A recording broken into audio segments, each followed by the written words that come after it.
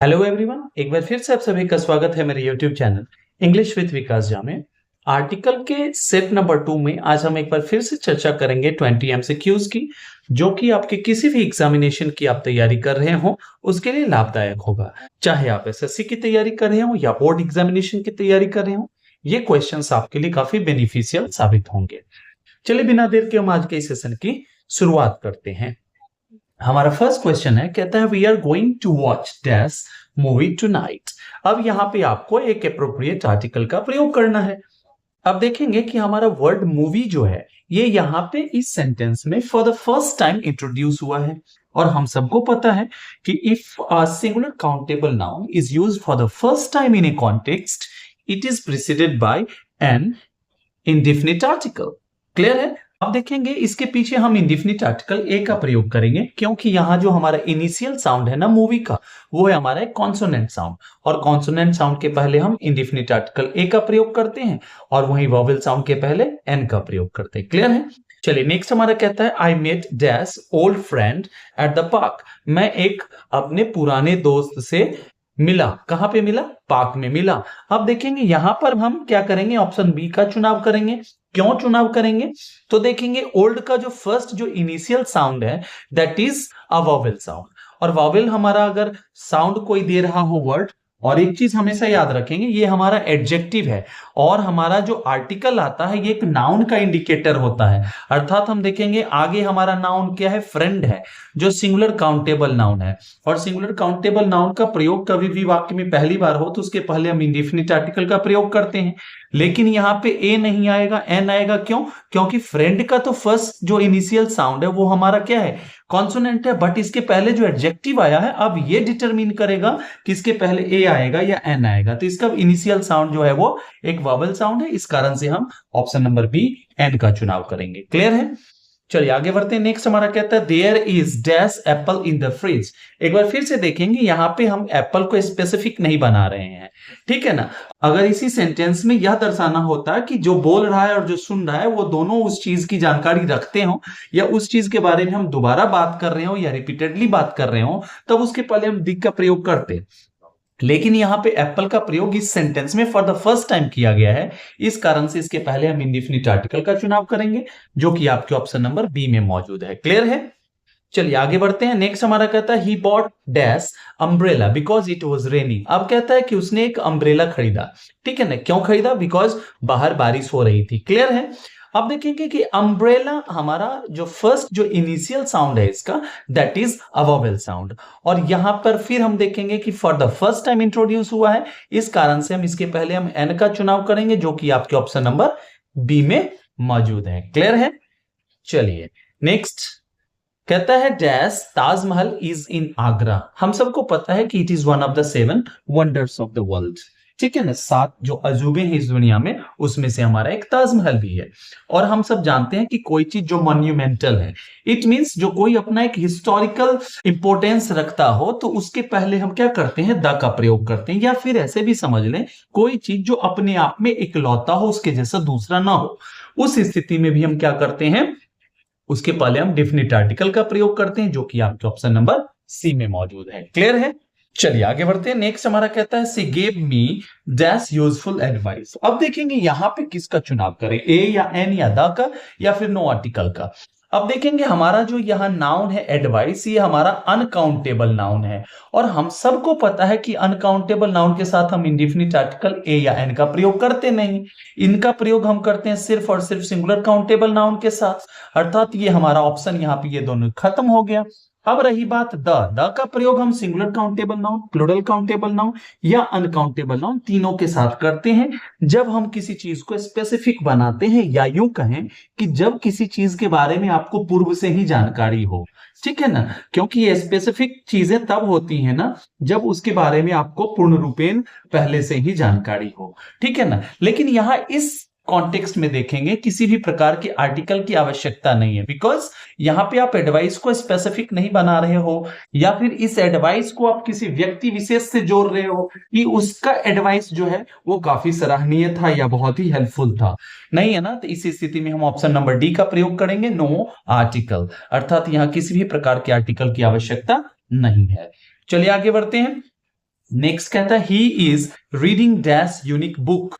अब कहता है वह एक बहुत ही अनोखा किताब पढ़ रहा है, ठीक है ना। अब देखेंगे यूनिक का जो हमारा फर्स्ट साउंड जो है ना, लेटर पे मत जाइए, letter doesn't determine whether it requires a or an, it is completely determine by the sound it produces. कहता है कि ये इसका जो फर्स्ट जो इनिशियल साउंड है वह निर्धारित करता है कि इसके साथ हम ए का चुनाव करेंगे या एन का। अब देखेंगे फर्स्ट जो साउंड है हमारा ना, वो य का साउंड है, ठीक है ना, जो हिंदी में हम य बोलते हैं, क्लियर है। अब इसके साथ हम क्या करते हैं, इंडिफिनिट आर्टिकल ए का प्रयोग करते हैं, ना कि एन का। हम अब प्रायः इनिशियल स्टेज में हम ऐसी गलतियां कर देते हैं, सिली मिस्टेक्स कर देते हैं, बट यही चीज है जो आपको नहीं करना है। किसी भी एग्जामिनेशन को क्वालिफाई करने के लिए आपको थोड़ा सा क्या है, आपको बहुत ज्यादा अटेंटिव होने की आवश्यकता है। कभी कभी क्या होता है कि हम आते हुए प्रश्नों को भी गलत कर देते हैं, it happen, it is natural, clear है। चलिए आगे बढ़ते हैं। नेक्स्ट हमारा कहता है I don't like jazz noise. अब देखेंगे, अब यहाँ पे हम आप कंफ्यूज होंगे कि ए लगाएं या दा लगाएं, चूंकि एन का प्रयोग तो होने वाला नहीं है, ठीक है ना। अब देखेंगे एक हमारा फ्रेज है मेक अ नॉइज, ठीक है ना, जैसे हम नॉर्मली किसी को बोलते हैं ना डोंट मेक ए नॉइज। अब ये देखेंगे इसका और यहां पर जो नॉइज है इसके बीच क्या डिफरेंस है। अब ऐसे समझेंगे, मेक ए नॉइज जब बात करते हैं किसी एक पर्टिकुलर साउंड की आप बात करते हो, ए पर्टिकुलर साउंड, जैसे हम पढ़ रहे हैं और आप गीत गा रहे हो, तो उस स्थिति में आपके गीत गाने की बात कर रहा हूं कि ये नॉइज पर्टिकुलर साउंड, एक पर्टिकुलर साउंड, ठीक है ना। अब इस स्थिति में हम उसके साथ हम इंडिफिनिट आर्टिकल ए का प्रयोग करते हैं, but here in this context we need no any kind of article. हमें यहां पे किसी भी प्रकार के आर्टिकल की आवश्यकता नहीं, क्योंकि ये नॉइज हमारा अनकाउंटेबल नाउन के रूप में यूज हो रहा है इन जनरल, और इन जनरल हम नॉइज के साथ किसी भी प्रकार के आर्टिकल का चुनाव नहीं करते हैं, क्लियर है। अर्थात ऑप्शन नंबर डी जो है हमारा करेक्ट आंसर हो जाएगा, क्लियर है। चलिए आगे बढ़ते हैं। नेक्स्ट हमारा कहता है we saw dash Pacific Ocean on our trip. अब कहता है कि हम लोग जब अपना ट्रिप पे थे, अपनी यात्रा पे थे, तो हम लोगों ने क्या देखा, पैसिफिक ओशन। अब देखेंगे पैसिफिक ओशन को हम हिंदी में बोलते हैं प्रशांत महासागर, और हम सब जानते हैं कि नदी के नाम के पहले, सागर के नाम के पहले, झील के नाम के पहले, या फिर कोई महासागर हो उसके नाम के पहले हम क्या करते हैं, डिफिनिट आर्टिकल द का प्रयोग करते हैं। समझ में आई बात। अर्थात ऑप्शन नंबर सी जो है ये करेक्ट आंसर हो जाएगा। आप कहेंगे ऐसा क्यों, इसके पीछे रीजन है, क्योंकि वो अपने आप में एक अलग क्या रख रहा है, आइडेंटिटी रख रहा है, दूसरों से वो भिन्न है, that's why it is particular, और हम इसका प्रयोग करेंगे, क्लियर है। चलिए नेक्स्ट हमारा है, कहते हैं she wants to eat dash egg. अब फिर देखेंगे सेम कॉन्सेप्ट है, यहां पे एग के बारे में आपको पता नहीं कि किस एग की बात की जा रही है, it means it is general, और जनरल सेंस में हम क्या करते हैं, इंडेफिनिट आर्टिकल ए या एन का प्रयोग करते हैं। और एग का जो इनिशियल साउंड है ना, वो है हमारा वॉवेल साउंड, और वॉवेल साउंड के साथ हम एन का प्रयोग करते हैं, अर्थात ऑप्शन नंबर बी जो है इसका करेक्ट आंसर हो जाएगा, क्लियर है। अगर आपको ये वीडियो अच्छा लग रहा हो, इंफॉर्मेटिव लग रहा हो, तो आप लाइक शेयर सब्सक्राइब करना ना भूलें। चलिए नेक्स्ट हमारा कहता है he is dash MLA of our area. अब देखेंगे यहां पे क्या कॉन्सेप्ट है, इसको मैं अच्छे से समझाता हूं। अब देखेंगे नॉर्मली हम क्या करते हैं, जैसे एसपी हो गया, प्रोफेशन हो गया, जो भी प्रोफेशनल जो हमारे पोस्ट है ना, उनके पहले हम इंडेफिनिट आर्टिकल का प्रयोग करते हैं। अगर मैं सीधे ये बोलता ही इज डैश एमएलए, तब हम इसके पीछे एन का प्रयोग करते, क्यों, क्योंकि एमएलए का जो इनिशियल साउंड है ना वो ए साउंड, लेकिन यहां पे क्या है, स्पेसिफिक बनाया जा रहा है उसको, क्या हमारे एरिया का वो एमएलए है, मींस डेफिनिट है ना, कोई दूसरा नहीं है, और आपके एरिया का एमएलए एक ही होगा, तो वहां अगर ये दर्शाते कि वह एक एमएलए है, by profession he is an MLA, तो वहां पे एन का प्रयोग होता। लेकिन यहां पे आप दिखा रहे हैं कि वह आपके एरिया का MLA, it means he is the definite person, यहां पे कोई कंफ्यूजन नहीं है। उस स्थिति में हम क्या करेंगे, इसके पीछे हम द का प्रयोग करेंगे, हो जाएगा ही is the MLA of our area, clear है। चलिए आगे बढ़ते हैं। नेक्स्ट हमारा कहता है she is dash most intelligent girl here. अब देखेंगे यहां पे हमारा वर्ड है गर्ल, और ये सिंगुलर काउंटेबल नाउन है, लेकिन इसके पीछे हमने देखा यहाँ पे मोस्ट शब्द जो है हमारा, ये हमारा एडजेक्टिव ऑफ सुपरलेटिव डिग्री है। मोस्ट इंटेलिजेंट वर्ड जो हमारा है, इंटेलिजेंट को मोस्ट सब क्या कर रहा है, सुपरलेटिव डिग्री में बदल रहा है, सुपरलेटिव डिग्री में बना रहा है। और हम सब जानते हैं कि सुपरलेटिव डिग्री क्या होता है, आउटस्टैंडिंग होता है, अपने आप में वो अलग होता है, अपने आप में पर्टिकुलर हो जाता है, वो गैरों से डिफरेंट हो जाता है। और उस स्थिति में क्या करते हैं, सुपरलेटिव डिग्री के एडजेक्टिव के पहले हम द का चुनाव करते हैं, जो कि आपके ऑप्शन नंबर सी में मौजूद है। क्लियर है?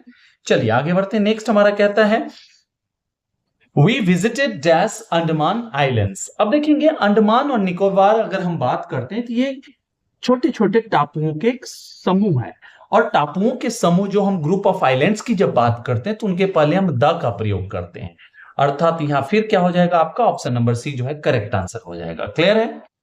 चलिए नेक्स्ट हमारा कहता है I found dash 1 rupee coin. अब यहां बता रहा है कि आप क्या प्राप्त किए हो, आपको क्या मिला है, 1 रुपए का सिक्का मिला है। सिक्का हमारा ये नाउन है, रुपी जो है ये क्वालिफाई कर रहा है कॉइन को, ये बता रहा है कि कॉइन किस चीज का, तो रुपए का कॉइन है। और 1 बता रहा है किस चीज के बारे में, कि कॉइन का वैल्यू क्या है, अर्थात ये दोनों एडजेक्टिव के रूप में काम कर रहे हैं। और यहां पे आप देखोगे वॉवेल लेटर, इससे आपको प्रभावित नहीं होना है।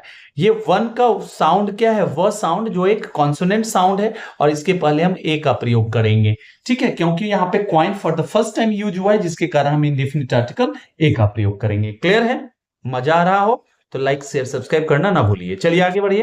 कहता है there was dash heavy rain yesterday.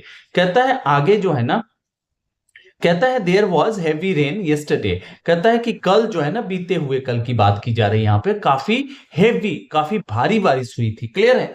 अब देखेंगे इस स्थिति में हम इसके पहले ए का प्रयोग करेंगे। क्यों ए का प्रयोग करेंगे? क्योंकि यहां पे द से आप डिफिनिट बनाते हो, किसी चीज को स्पेसिफिक बनाते हो, और यहां पे स्पेसिफिक आप ऐसे नहीं कि कोई कंपैरिजन कर रहे हो कि भाई परसों से ज्यादा कल वाली बारिश जो थी ना वो बेहतर थी या ज्यादा भारी थी, या किसी प्रकार से आप कंपैरिजन या फिर किसी भी रूप में उसे स्पेसिफिक नहीं बना रहे हो, पर्टिकुलर नहीं बना रहे हो, आप बात कर रहे हो कल के हुए बारिश की, और कल जो भारी बारिश हुई थी उसकी। इस स्थिति में उसके पहले क्या करेंगे, इंडेफिनिट आर्टिकल ए का प्रयोग करेंगे। ठीक है ना? चलिए आगे बढ़ते हैं। नेक्स्ट हमारा कहता है he has dash best solution to the problem. फिर हम देखेंगे यहाँ पे हमारा सुपरलेटिव डिग्री का एडजेक्टिव प्रयुक्त हुआ है, और इसके पहले हम द का प्रयोग करते हैं, तो क्या हो जाएगा, he has the best solution to the problem. Clear है? अर्थात ऑप्शन नंबर सी जो इसका करेक्ट आंसर हो जाएगा। चलिए नेक्स्ट हमारा है, कहता है they stayed at dash 5 star hotel. उसने कहा ठहरा, वो ठहरा एक 5 सितारा होटल में, एक होटल में ठहरा। होटल हमारा सिंगुलर काउंटेबल नाउन है, and we are not aware of what kind of hotel it was, और हमें कोई जानकारी नहीं है कि वो किस तरह की होटल है, कोई स्पेसिफिक यहाँ पे उसका आइडेंटिफिकेशन भी नहीं है, अर्थात ये क्या है, एक कोई भी हो सकता है, कोई भी 5 सितारा होटल, 5 स्टार होटल हो सकता है। मींस हम इस चीज की जानकारी नहीं दे सकते कि ये स्पेसिफिक इसी होटल में रहा था। इस स्थिति में हम क्या करते हैं, इसके पहले इंडेफिनिट आर्टिकल ए का प्रयोग करेंगे, चूंकि 5 का फर्स्ट जो इनिशियल साउंड है, हमारा इनिशियल साउंड है, वो क्या है, कॉन्सोनेंट है। अब इसके पीछे हम क्या करेंगे, इंडेफिनिट आर्टिकल ए का प्रयोग करेंगे, जो कि आपके ऑप्शन नंबर ए में मौजूद है। क्लियर है? चलिए आगे बढ़ते हैं। नेक्स्ट हमारा कहता है she studies in dash same class as mine. अब इस प्रश्न में कहा जा रहा है सी स्टडीज, वह पढ़ती है, ठीक है, उसी क्लास में जिस क्लास में मैं पढ़ता हूं। क्लियर है? अब देखेंगे यहां पे एक वर्ड यूज हुआ है हमारा सेम। अब हम जानते हैं सेम किसी चीज को स्पेसिफिक बना देता है। कैसे? मैंने बोला कि ये तो वही कलम है ना जो मैंने आपको दिया था, this is the same pen that I give you, जो मैंने आपको दिया था, जिस कलम को मैंने दिया था। मीन्स इट टॉक्स और इट मेक्स समथिंग स्पेसिफिक, और स्पेसिफिक चीजों के साथ हम क्या करते हैं, द का प्रयोग करते हैं, अर्थात ऑप्शन नंबर सी जो है इसका करेक्ट आंसर हो जाएगा। क्लियर है? चलिए नेक्स्ट हमारा कहता है आई वॉन्ट टू बिकम। अब देखेंगे बिकम जो हमारा शब्द है ना, ये क्या है, ये बताता है कि कोई बनेगा। क्या बनेगा? डॉक्टर बनेगा। डॉक्टर क्या है, एक प्रोफेशन का नाम है, और प्रोफेशन के नाम के साथ हम इंडेफिनिट आर्टिकल का प्रयोग करते हैं अगर उसका प्रयोग सिंगुलर काउंटेबल का अगर सिंगुलर फॉर्म में किया गया हो तो, अर्थात यहां पे इंडेफिनिट आर्टिकल ए का प्रयोग होगा, जो कि आपके ऑप्शन नंबर ए में मौजूद है। क्लियर है? चलिए आज के सेशन का अंतिम प्रश्न है हमारा, कहता है do you know dash man who is standing there. अब कहता है कि क्या आप उस व्यक्ति को जानते हैं जो वहां खड़ा है। अब आप कहेंगे एक व्यक्ति यहाँ है खड़ा और दो व्यक्ति हम आप हैं यहाँ पे खड़े, ठीक है ना। अब कहते हैं कि मैंने आपको पॉइंट आउट करते हुए इस व्यक्ति की ओर कहा कि क्या आप उस व्यक्ति को जान रहे हो। मीन्स अब देखिए आप कि किसी पर्टिकुलर की ओर मैं इशारा कर रहा हूं ना, किसी पर्टिकुलर को मैं पॉइंट आउट कर रहा हूं। अब आपको पता है कि किस आदमी के बारे में पूछा जा रहा है। अब यहां क्या हो जाएगा, वो डिफिनिट हो जाएगा, और डिफिनिट आर्टिकल का प्रयोग हम करते हैं किसी भी व्यक्ति या वस्तु को डिफिनिट बनाने के लिए, अर्थात ऑप्शन नंबर सी जो है इसका करेक्ट आंसर हो जाएगा। क्लियर है? आई होप कि आपको ये सेशन बहुत ही फ्रूटफुल लगा होगा, और अगर ऐसा है तो उत्साहवर्धन करते रहिए, लाइक शेयर सब्सक्राइब करते रहिए, और नित्य नूतन नवीनता के साथ अपने जीवन में तरक्की को प्राप्त करते रहिए। चलिए, till the time we meet next, happy learning and keep evolving. Thank you so much.